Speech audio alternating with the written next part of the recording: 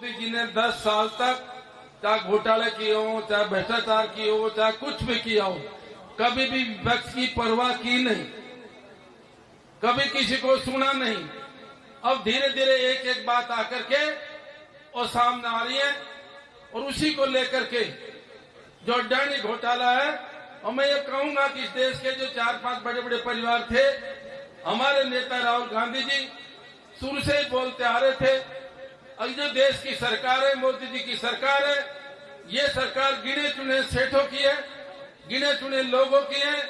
अब धीरे धीरे सारी वो बात सामने आती जा रही है और इसी को लेकर के अध्यक्ष जी के नेतृत्व में धरना है। साथियों, आपने देखा होगा इस बार जिस तरह से स्टेट की सरकार ने, चाहे केंद्र की सरकार ने अभी यहाँ 4-5-6 महीने जो काम किया है, समीक्षा के नाम पर हमारी योजना को खत्म किया था, समीक्षा के नाम पर हमारे विकास के कार्य को रोका था, और यही कारण रहा कि लोक स्वामित्व की हालत क्या हुई। मैं तो ये कहूंगा कि जिस तरह से पूरे देश के किसान, मजदूर, कर्मचारी, युवा साथी सभी सरकार में परेशान रहे, ये भ्रम था इनका जो इस लोकसभा चुनाव ने निकाल दिया। आज स्थिति यह है, चाहे केंद्र की सरकार हो, चाहे राज्य की सरकार हो, क्या इनकी हालत खराब है या विधानसभा में इनकी सरकार पर कुछ जवाब देते नहीं बन रहा। यहाँ हमारे डोटासरा जी हैं, जूली जी हैं, हमारे विधायक हैं, किस तरह से उनको प्रभावी हैं और एक एक जो जनता की बात के जो मुद्दे हैं उनको रख रहे हैं। इसी प्रकार से मोदी जी ने तो पिछले 15 साल में जो गुजरात के मुख्यमंत्री रहे थे, 10 साल तक केंद्र में प्रधानमंत्री रहे थे, उन्होंने तो विपक्ष को कभी कुछ समझा ही नहीं। पहली बार मोदी जी को पता लग रहा है और विपक्ष भी कुछ होता है, वहां पर भी उन पर देने का जवाब नहीं मिल रहा।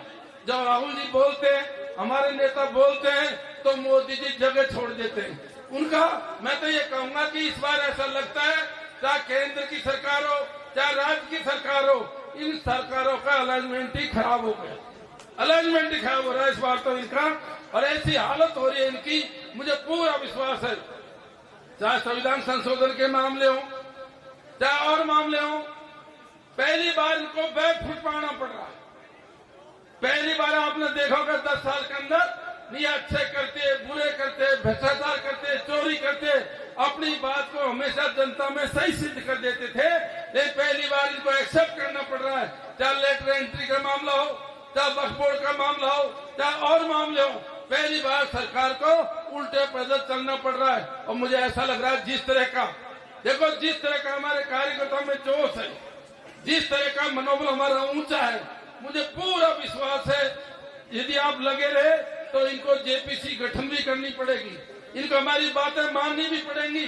और मुझे तो ऐसा लग रहा है कि इन्होंने जो 400 का नारा दिया था इस बार लोकसभा के चुनाव में, आप सबको पता है इनकी क्या हालत होगी। और आने वाला जो चुनाव आएगा, राज्य में तो हमारी सरकार बनेगी, लेकिन गारंटी के साथ मैं कह सकता हूँ आने वाले टाइम पर 400 जो सीट है वो हमारी आएगी, हमारी 400 सीट आएंगी। इनकी हालत पूरे देश में खराब है, जनता में मैसेज जा चुका है, पूरी जनता इस बात को समझ चुकी है, इनकी उल्टी गिनती चालू हो गई है। आप सब यहाँ पधारे कार्यकर्ता जोश को बनाए रखो, इनकी बातों को वहां तक पहुंचाते रहो, हमारे वोटरों को समझाते रहो। आपने देखा होगा लोकसभा चुनाव में हमको तो जरूर कॉन्फिडेंस था, लेकिन हमारे कई कार्यकर्ताओं का मनोबल उस टाइम इतना टूटा हुआ था, वो सोच रहे पता नहीं कितने जीतेंगे। मुझे खुशी है हमारे नेताओं ने, डोटासरा जी ने कैंडिडेट को अच्छा सिलेक्शन किया और उसी का परिणाम ये रहा, हम 8 सीट और 3 सीट अलायंस की 11 सीट। राहुल जी आ गए थे हमारी पार्टी में, हमको फायदा मिला। मैं भी 2 साल से लड़ा, स्टार्टिंग में तो मेरा भी ऐसे ही था मामला, डावाडोल था, लड़ू नहीं लड़ू, क्योंकि जनता में तो बहुत नाराजगी थी।